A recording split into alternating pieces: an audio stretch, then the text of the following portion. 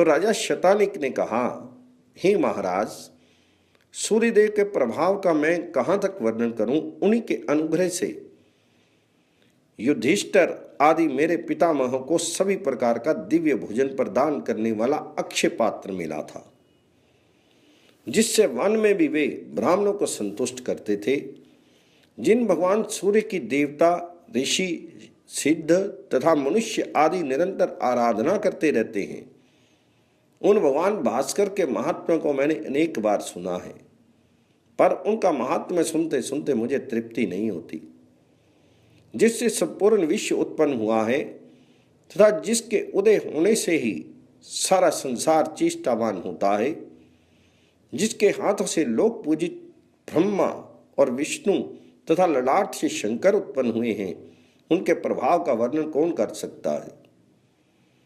अब मैं ये सुनना चाहता हूं कि जिस मंत्र, स्तोत्र, दान, स्नान, जप, पूजन, होम, व्रत तथा उपवास आदि कर्मों के करने से भगवान सूर्य प्रसन्न होकर सभी कष्टों को निवृत्त करते हैं और संसार सागर से मुक्त करते हैं, आप उन्हीं उत्तम मंत्र, स्तोत्र, रहस्य, विद्या, पाठ, व्रत आदि को बताएं, जिनसे भगवान सूर्य का कीर्तन हो और जिहा धन्य हो जाए। क्योंकि वही जिहा धन्य है जो भगवान सूर्य का स्तवन करती है।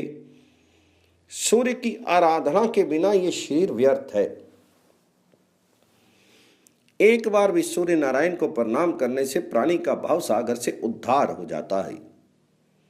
रत्नों का आश्रय मेरु पर्वत, आश्चर्यों का आश्रय आकाश, तीर्थों का आश्रय गंगा और सभी देवताओं के आश्रय भगवान सूर्य हैं। मुनि, इस प्रकार अनंत गुणों वाले भगवान सूर्य के महत्व को मैंने बहुत बार सुना है।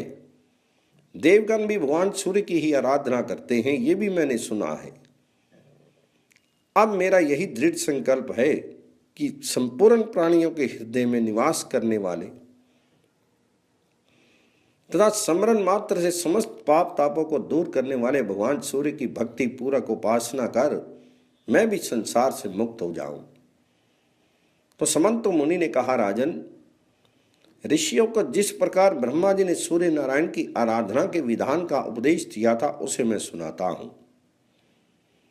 किसी समय ऋषियों ने ब्रह्मा जी से प्रार्थना की कि महाराज, सभी प्रकार की चित्तवृत्ति के निरोध रूपी योग को आपने कैवल्य पद को देने वाला कहा है, किंतु ये योग अनेक जन्मों की कठिन साधना के द्वारा प्राप्त हो सकता है। क्योंकि इंद्रियों को बलात् आकृष्ट करने वाले विषय अत्यंत दुर्जय हैं। मन किसी प्रकार से स्थिर नहीं होता, राग, द्वेष और दोष नहीं छूटते और पुरुष अल्पायु होते हैं। इसलिए योग सिद्धि का प्राप्त होना अतिशय कठिन है। अतः आप ऐसे किसी साधन का उपदेश करें जिससे बिना परिश्रम के ही निस्तार हो सके। तो ब्रह्मा जी ने कहा, मुनीश्वरों, यज्ञ, पूजन, नमस्कार, जप, व्रत, उपवास और ब्राह्मण भोजन आदि से सूर्य नारायण की आराधना करना ही इसका मुख्य उपाय है। ये क्रिया योग है। मानव बुद्धि, कर्म, दृष्टि आदि से सूर्य नारायण की आराधना में तत्पर रहे। वे ही परब्रह्म, अक्षर, सर्वव्यापी, सर्वकर्ता, अव्यक्त, अचिंत्य और मोक्ष को देने वाले हैं। अतः आप उनकी आराधना कर अपने मनोवांछित फल को प्राप्त करें और भाव सागर से मुक्त हो जाए। ब्रह्मा जी से ये सुनकर मुनिगण सूर्य नारायण की उपासना रूप क्रिया योग में तत्पर हो गए। विषयों में डूबे हुए संसार के दुखी जीवों को सुख प्रदान करने वाले सूर्य नारायण के अतिरिक्त और कोई भी नहीं है। इसलिए उठते, बैठते, चलते, सोते, भोजन करते हुए सदा सूर्य नारायण का ही स्मरण करो। भक्ति पूर्वक उनकी आराधना में प्रवृत्त हो जाओ, जिससे जन्म मरण आदि व्याधि से युक्त इस संसार समुद्र से तुम पार हो जाओगे।